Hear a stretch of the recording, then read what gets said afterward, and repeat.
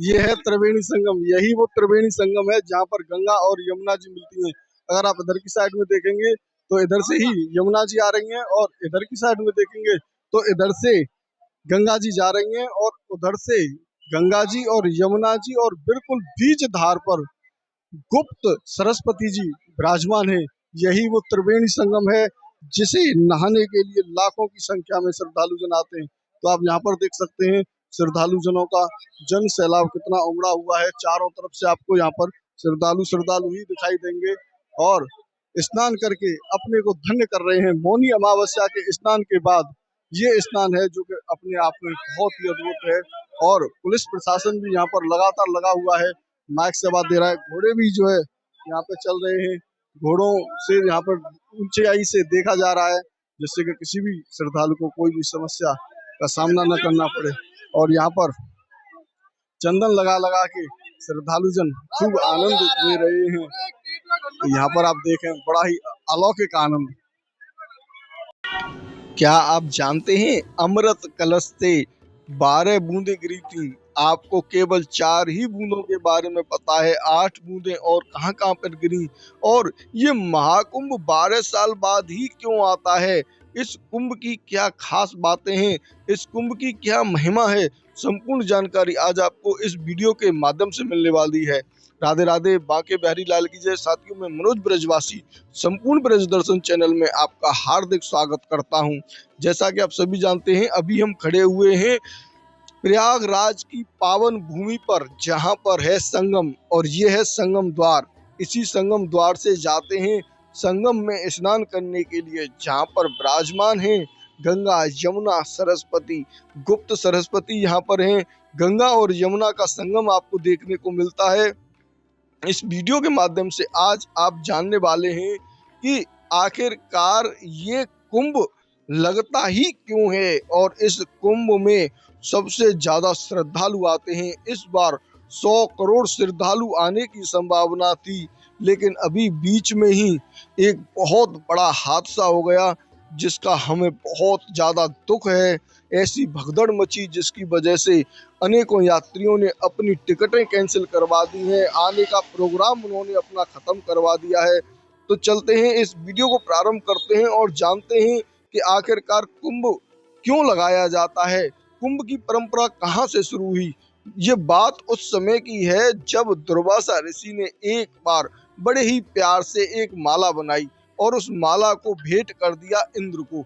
इंद्र ने अपने अहंकार में आके उस माला को डाल दिया ऐरावत हाथी के सर पर। जैसे ही ऐरावत हाथी के सर पर डाला, उस ऐरावत हाथी ने उस माला को नीचे गिरा दिया और अपने पैरों से रौंद डाला। यह देखकर दुर्वासा ऋषि अति ज्यादा क्रोधित हुए और उन्होंने इंद्र को श्राप दे दिया कि तुम क्षीण हो जाओगे, तुम्हारी शक्तियां खत्म हो जाएंगी। इतना सुनते ही जितने भी राक्षसगण थे, उन्होंने इंद्र पर हमला कर दिया, देवताओं पर हमला कर दिया। देवताओं की शक्ति नष्ट हो गई थी, कमजोर हो गए थे, और फिर देवताओं ने ऐसा युद्ध किया कि उन राक्षसों से हार का मुख देखना पड़ा। बहुत ही ज्यादा परेशान हुए और फिर उपाय पूछा। जब उपाय पूछा तब बताया कि तुम्हें समुद्र मंथन करके अमृत हासिल करना होगा। अगर तुमने इस अमृत को हासिल कर लिया तो तुम दोबारा से अमर हो जाओगे, तुम्हारी शक्ति अमर हो जाएंगी और तुम काफी ज्यादा शक्तिशाली हो जाओगे। तब इंद्र ने, देवताओं और इंद्र सब मिलकर राजा बलि के पास में पहुंचे, क्योंकि राजा बलि राक्षसों के राजा थे। तो बलि इस बात पर सहमत हो गए और उन्होंने समुद्र मंथन करने के लिए तैयारियां शुरू की। जब समुद्र मंथन करना प्रारंभ किया तो मध्यांचल पर्वत को बुलाया गया, वहां पर पर्वत को रखा गया, कछुआ को नीचे लगाया गया और ऊपर से बासुकी नाग को जो रस्सी की तरह बनाया गया। जितने भी देवता थे, वो देवता तो चालाक थे ही, तो उन्होंने क्या किया कि उस नाग की पूंछ को पकड़ लिया और राक्षसों को कर दिया मुंह के आगे। अब जैसे ही समुद्र मंथन होता है, रई की तरह जो है उस पर्वत को घिसते हैं, तब उस नाग में से, बासुकी नाग में से फुंकार निकलती हैं और वो फुंकार इतनी ज्यादा खतरनाक होती है कि उससे जितने भी राक्षस थे वो सभी काले पड़ गए, क्योंकि राक्षस तो पहले से ही बहुत ही ज्यादा अपनी प्रवृत्तियों को इस तरीके से करते थे, गायब हो जाना। जैसे आपने देखा होगा, रावण का सर कट जाता था लेकिन फिर वापस आ जाता, फिर कट जाता, क्योंकि रावण की कुंड नाभि में ही अमृत कुंड था और उस अमृत कुंड की वजह से उसका सर नहीं कट पा रहा था। इसी प्रकार से जब राक्षसों ने घोर अपना जो है खींचातानी करके समुद्र मंथन किया, उस समुद्र मंथन में से सबसे पहले हलाहल वृष कालकूट विष निकला। कालकूट विष ऐसा था कि उसकी ज्वाला से ही लोग चल रहे थे। जितने भी देवतागण थे उन्होंने महादेव को याद किया, तब महादेव ने उस कालकूट विष को धारण किया। जैसे ही वो धारण किया तो उनके कंठ में जाके वो हिटक गया, जिसकी वजह से महादेव को नीलकंठ के नाम से भी जानते हैं। और ये जो समुद्र मंथन था ये हुआ था उस समय पर जब बारिश का समय होता है। बारिश के समय में ही सावन का महीना होता है और उस सावन के महीने में ही ये समुद्र मंथन हुआ। इसीलिए महादेव के ऊपर जो जल चढ़ाया जाता है वो भी चढ़ाया जाता है सावन के 4 सोमवारों में, जिससे उनको शीतलता प्राप्त हो। इस प्रकार से जब उसमें से नई नई चीजें निकली, सबसे पहले उसमें से विष निकला, फिर गाय निकली, लक्ष्मी जी निकली, इस प्रकार से अनेकों अनेक दिव्य उसमें से कामधेनु गाय निकली। और वो जितने भी पेड़ वृक्ष जो दिव्य चीजें निकली थी वो सभी चीजें देवताओं ने अपने पास रख ली। और उसके बाद जैसे ही उसमें से अमृत कुंड निकला, अमृत कुंड जिसे कलश कहते हैं, उस कलश को जैसे ही प्राप्त किया वैसे ही देवताओं में और राक्षसों में महायुद्ध चालू हो गया। और ऐसा महायुद्ध चालू हुआ कि उस अमृत कलश में से 12 बूंदें गिर गईं। इंद्र का पुत्र जयंत को आदेश दिया गया कि जल्दी से जल्दी इस कुंड को लेकर, इस पात्र को लेकर जल्दी से जल्दी भागे। अब भागते भागते 12 दिन हो गए जयंत को। जब 12 दिन हो गए, उन 12 दिनों का अगर पृथ्वी लोक के हिसाब से लगाया जाए तो 12 साल हो जाते हैं। और उस अमृत कुंड में से 8 बूंदें गिर गईं देवलोक में और 4 बूंदें गिर गईं इस पृथ्वी लोक में, मृत्यु लोक में। इसमें से प्रयागराज, उज्जैन, नासिक और ऋषिकेश, इन स्थानों पर जब वो बूंदें गिरी तो इन स्थानों पर महाकुंभ लगना प्रारंभ हो गया, कुंभ लगना प्रारंभ हो गया।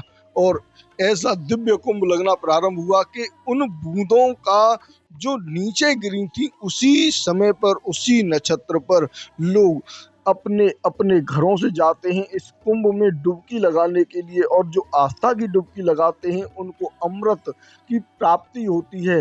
वैसे तो पाप नष्ट हो जाते हैं, लेकिन इस कुंभ में जाकर व्यक्ति पावन हो जाता है। पवित्र होना अलग है और पावन होना अलग है। क्या है पवित्र होने में और क्या है, तो इस को अभी हम आपको बता रहे हैं। जब उस अमृत कलश को लेकर जयंत भागा और राक्षस भी पीछे पीछे भागे, तब भगवान विष्णु ने अपना एक नया अवतार रख लिया, मोहिनी अवतार रख लिया। और इस मोहिनी अवतार में भगवान ने ऐसा अवतार धारण किया कि जितने भी राक्षस थे वो मंत्र मुग्ध हो गए और देखने लगे। तब मोहिनी रूप विष्णु भगवान ने कहा कि आप सब लोगों को मैं अमृत दूंगी और अलग अलग तरीके से आपको अमृत मिलेगा। जब इतने भी राक्षस थे वो तो मोहिनी अवतार को देखकर मंत्रमुग्ध तो पहले ही हो गए और उन्होंने सोचा कि अब ये अप्सरा हमें अमृत अपने हाथों से पिलाएगी, तो वो शांत हो गए, सभी लाइन तार बैठ गए। तब उन मोहिनी अवतार विष्णु भगवान ने कहा कि इस अमृत में ऊपर ऊपर विष है और इस विष में झाग है। मैं ऐसा करती हूँ कि सबसे पहले इन देवताओं को ऊपर ऊपर का पिला देती हूँ और नीचे का जो असली अमृत है वो तुम्हें मैं बाद में पिला दूंगी।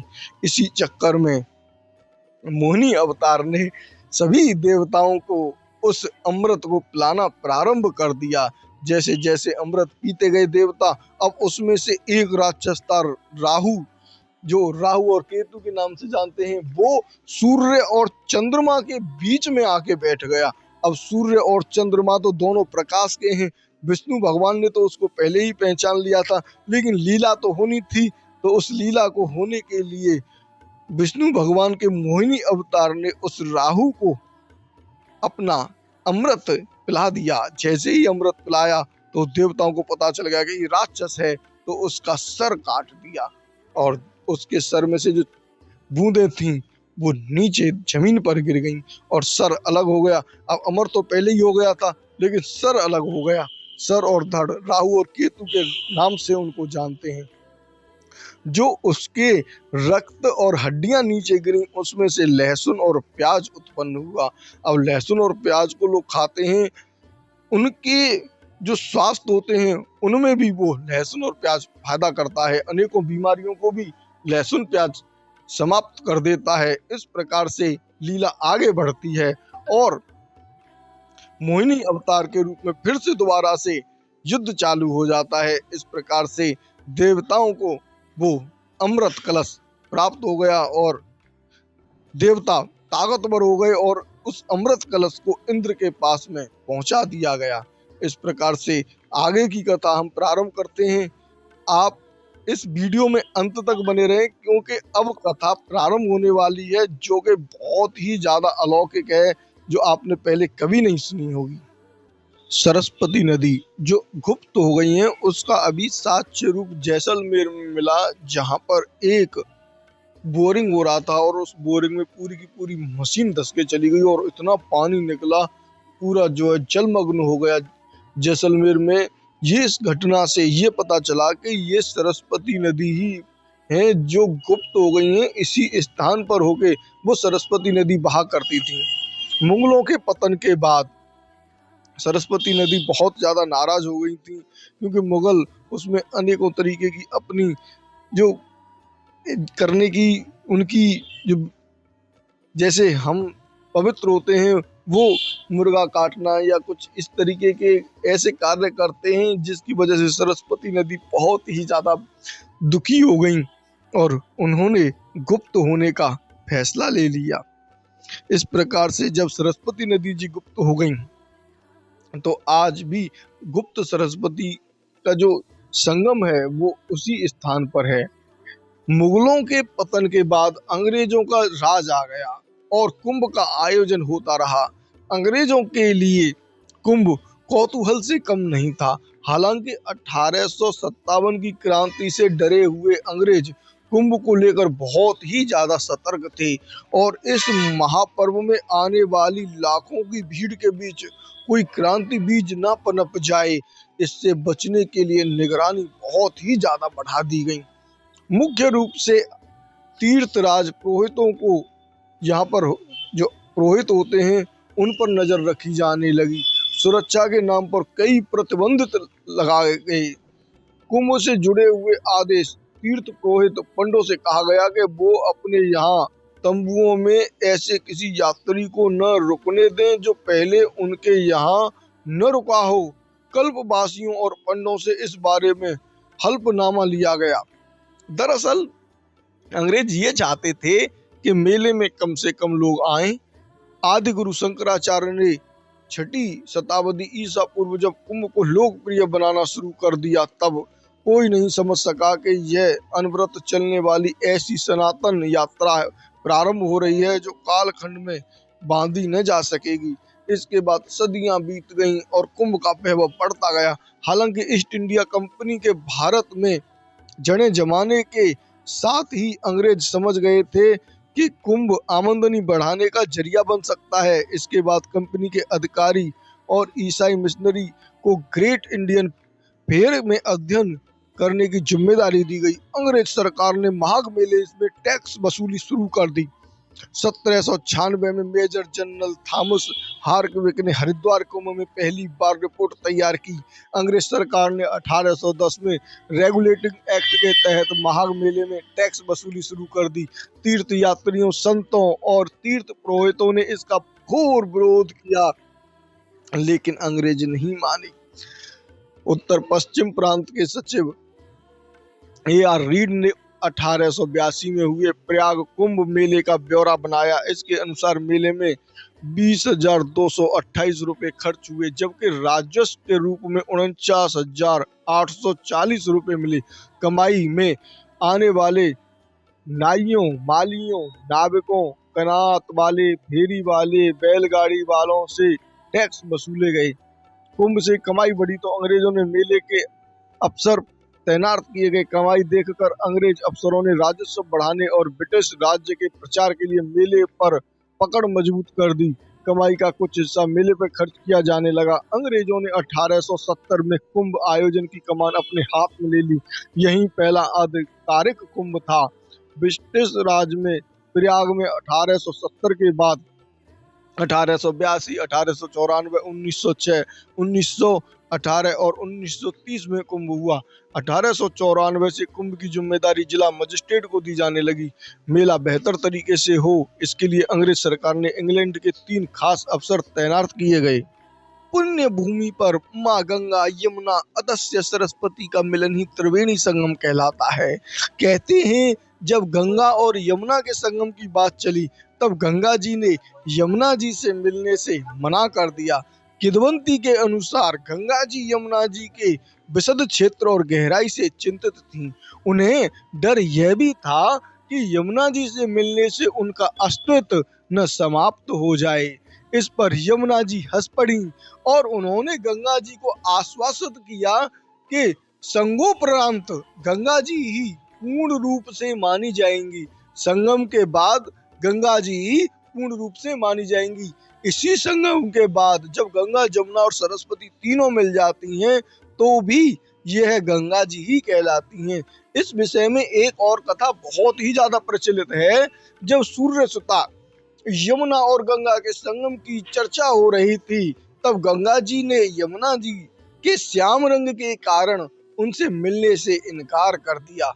इस पर भगवान भास्कर अत्यधिक नाराज हुए और उन्होंने गंगा जी को कलयुग में मैला और मृत शरीर ढोने का श्राप दे दिया। इस पर गंगा जी बहुत व्यथित हुई। उन्होंने अपनी पीड़ा विष्णु भगवान को बताई। विष्णु भगवान ने कहा कि वे भगवान भास्कर का श्राप तो नहीं लौटा सकते, परंतु ये वरदान जरूर दे सकते हैं कि बिना गंगा जल के कोई भी पुण्य कर्म पृथ्वी पर पूर्ण नहीं माना जाएगा। साथ ही उन्होंने यमुना जी को वरदान दिया कि तुम्हारा जल अक्षय वट के संपर्क में आते ही पाप नाशक हो जाएगा। इस पर गंगा जी बहुत ही ज्यादा प्रसन्न हुई और बोली, अब यमुना जी से मिलने से मेरी महत्वता भी बढ़ जाएगी। सरस्वती जी अक्षय वट के महत्व को समझाते हुए प्रभु आज्ञा से इस संगम में आ गईं और प्रयागराज के इस अद्वितीय त्रिवेणी संगम का महत्व इस कारण भी बढ़ जाता है कि ब्रह्मा जी ने यहाँ भगवान शिव को इष्ट मानकर यज्ञ किया था, जिसकी रक्षा स्वयं भगवान विष्णु माधव रूप में कर रहे थे। दूसरा, कालांतर में इसे ही पृथ्वी का केंद्र भी माना गया है। ऐसे में तीर्थराज प्रयाग एवं त्रिवेणी संगम का महत्व स्वतः ही अत्यधिक बढ़ जाता है। महाभारत में 60 करोड़ 10,000 तीर्थ प्रयाग में बताए गए हैं, जिनमें से अधिकांश तीर्थों का आधार संगम ही है। मान्यता है कि अधिकांश तीर्थ स्वयं गंगा जी एवं यमुना जी के द्वारा लाए गए थे। पृथ्वी के जिन कण पर इनका जल पड़ता है, वह स्थान स्वतः ही तीर्थ हो जाता है। संभवतः ही यही कारण है कि आदि काल से जिस स्थान को ये धाराएं पवित्र करती रहती हैं, माघ मास में उसी पर सन्यासी आराधना करते हैं। चाहे वह महाकुंभ का अवसर हो या कुंभ मेले का अवसर हो या अर्ध कुंभ का अवसर हो, अर्थात हर साल लगने वाले माघ मेले का उसी स्थान को आराधना के लिए उपयुक्त माना गया है जहां तक जल पहुंचता है। तीर्थ स्थलों पर जिन पंच कर्मों स्नान, दान, ब्रह्मभोज, उपवास, परिक्रमा का विधान है, वे सभी संगम पर अति फलदायक होते हैं। विभिन्न ग्रंथों में संगम स्नान का अलग अलग महत्व बताया गया है। ब्रह्म पुराण के अनुसार संगम स्नान से अश्वमेध यज्ञ करने का फल प्राप्त होता है तथा मत्स्य पुराण के अनुसार 10 करोड़ तीर्थों का फल प्राप्त होता है। महाभारत के एक सूक्त संगम में स्नान के फलस्वरूप प्राप्त पुण्य को राजसीय और अश्वमेध यज्ञों के पुण्य के बराबर बताया गया है। स्कंद पुराण में काशी खंड के विभिन्न तिथियों पर स्नान के अलग अलग फल बताए गए हैं। जैसे अमावस्या पर स्नान करने से अन्य दिनों की अपेक्षा 100 गुना अधिक फल प्राप्त होता है। संक्रांति पर स्नान करने से 1000 गुना फल प्राप्त होता है। सूर्य एवं चंद्र ग्रहण के समय स्नान करने से 100 लाख गुना, यदि सोमवार के दिन चंद्र ग्रहण या रविवार के दिन सूर्य ग्रहण पर स्नान किया जाए तो अपार पुण्य फल की प्राप्ति होती है। दान, समर्पण और महत्व स्वयं कृष्ण प्रिया यमुना जी से परिलक्षित होता है, जो अपनी विशालता और अपने सर्वस्व को त्याग कर प्राणी मात्र से कल्याण के निमित्त गंगा में समाहित हो जाती है। यही त्याग और समर्पण ही संगम का मूल है। जैसा कि सम्राट हर्षवर्धन का दान अति विशिष्ट और प्रसिद्ध है, वे प्रत्येक 12वें वर्ष संगम तट पर लगने वाले कुंभ में अपना सर्वस्व दान कर देते हैं। साथ ही माघ मास के दौरान कल्पवासी आदि काल से ही ब्रह्मभोज, उपवास और प्रयागराज में स्थित तीर्थों की परिक्रमा करते आ रहे हैं। इन सब के साथ ही संगम पर मुंडन का भी विधान है। मान्यता है कि संगम तट पर मुंडन से अनेक विघ्न बाधाएं स्वतः ही दूर हो जाती हैं। इसी प्रयागराज में स्थित हैं लेटे हुए हनुमान जी। दारागंज मोहल्ले में गंगा जी के किनारे लेटे हुए हनुमान जी मंदिर। कहा यह जाता है कि संत समर्थ गुरु रामदास जी ने यहाँ भगवान हनुमान जी की मूर्ति स्थापित की थी। शिव, पार्वती, गणेश, भैरव, दुर्गा, काली और नवग्रह की मूर्ति भी मंदिर परिसर में स्थापित हैं। निकट में ही श्री राम जानकी मंदिर, हरित माधव मंदिर, श्री अलोप सकरी मंदिर, श्री अलोप सकरी देवी का मंदिर संगम और अक्षयवट से लगभग 3 किलोमीटर उत्तर और पश्चिम में स्थित है। नागबासुकी मंदिर। महाकुंभ मेला 2025 की तैयारी के अंदर नागबासुकी मंदिर का भव्य नवीनीकरण करवाया जा रहा है, जिसमें पारंपरिक वास्तुकला आधुनिक सौंदर्य शास्त्र के साथ जोड़ा गया है। शंकर विमान मंडपम। दक्षिण भारतीय शैली का यह मंदिर 4 स्तंभों पर निर्मित है, जिसमें कुमारलिस भट्ट, जगत गुरु आदि शंकराचार्य, कामाक्षी देवी, चारों ओर 51 शक्ति पीठ की मूर्तियों के साथ में तिरुपति बालाजी, चारों ओर 108 भगवान की मूर्तियों के साथ में योग शासन, सहस्त्र योग, 108 शिवलिंग स्थापित हैं। श्री बेणी माधव। पद्म पुराण में वर्णन के अनुसार लोक मान्यता ये है कि सृष्टिकर्ता ब्रह्मा जी प्रयागराज की धरती पर जब यज्ञ कर रहे थे, तब उन्होंने प्रयागराज की सुरक्षा हेतु भगवान विष्णु से प्रार्थना कर उनके 12 स्वरूपों की स्थापना करवाई। प्रयागराज में 12 माधव मंदिरों में सर्व प्रसिद्ध श्री बेणी माधव जी का मंदिर है। दारागंज के निराला मार्ग पर स्थित मंदिर में शालीग्राम शिला निर्मित श्याम रंग की माधव प्रतिमा गर्भगृह में स्थापित है। श्री बेणी माधव को ही प्रयागराज का प्रधान देवता भी माना जाता है। यहाँ वर्ष पर श्रद्धालुओं का तांता लगा रहता है। श्री बेणी माधव के दर्शन के बिना प्रयागराज की यात्रा, यहाँ होने वाली पंचकोशीय परिक्रमा को भी पूर्ण नहीं माना जाता है। चैतन्य महाप्रभु जी स्वयं अपने प्रयागराज प्रवास के समय यहाँ रहकर उन्होंने भजन किया, कीर्तन किया। अब हम आपको बताने जा रहे हैं इस महाकुंभ का अर्थ। महाकुंभ मेला एक पवित्र समागम है जो हर 12 वर्षों में होता है। यह लाखों लोगों का एक जनसमूह ही नहीं है, यह एक आध्यात्मिक यात्रा है जो मानव अस्तित्व के मूल रूप में उतरती है। प्राचीन हिंदू पौराणिक कथाओं में उल्लेखित महाकुंभ मेला एक गहन आंतरिक अर्थ रखता है। आत्मबोध, शुद्धिकरण और आध्यात्मिक प्रबोधन की शाश्वत खोज की प्रीतात्मक यात्रा के रूप में अभिव्यक्त होता है। महाकुंभ का मतलब 2025 प्रयागराज कुंभ का प्रीतिमात्मक अर्थ है। महाकुंभ मेले के केंद्र में एक प्रतीक है जो ब्राह्मणीय महत्व से भरा हुआ है।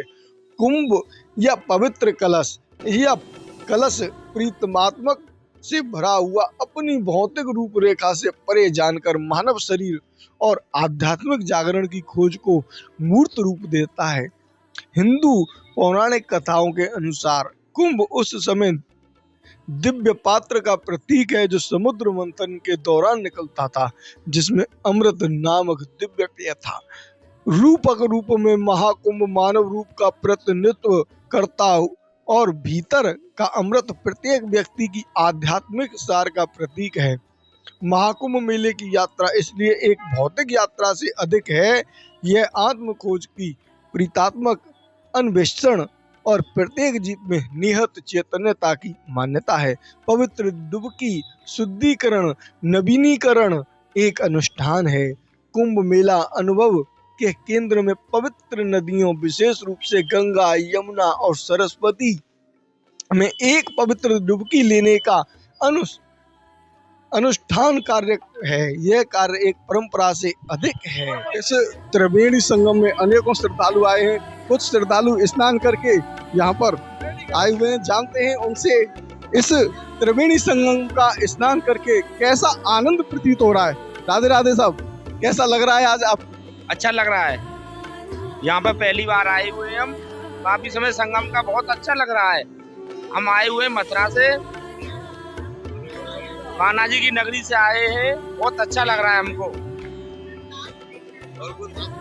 राधे राधे साहब।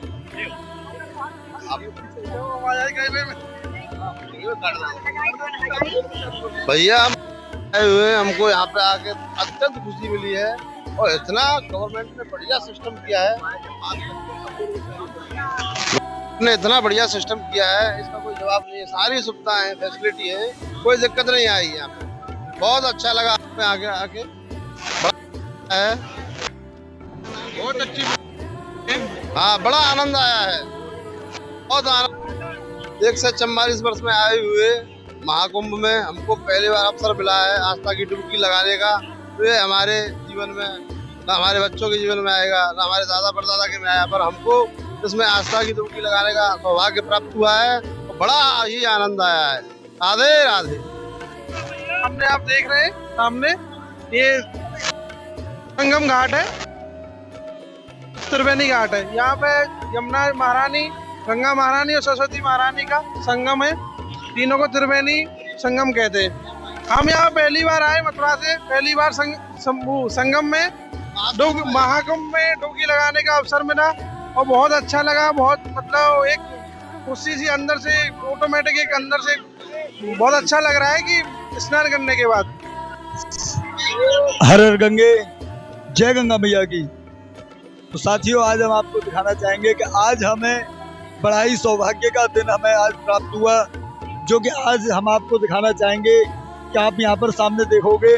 उसी स्थान पर आज हमें भी वो सौभाग्य दिन प्राप्त हुआ जहाँ पर हमें आज स्नान का पर्व मिला। तो उसी स्थान को हम दिखा रहे हैं। आप यहाँ से देखिए, दूर दूर तक आपको गंगा मैया, जमुना मैया और सरस्वती माई, तीनों मैयाओं का संगम मिलन है यहाँ पर। इसी को आज संगम प्रयागराज का यहाँ पर दर्शन प्राप्त होता है। तो यहीं पर आप दर्शन कर पा रहे हो। आज देख रहे हो, कल मौनी अमावस्या थी।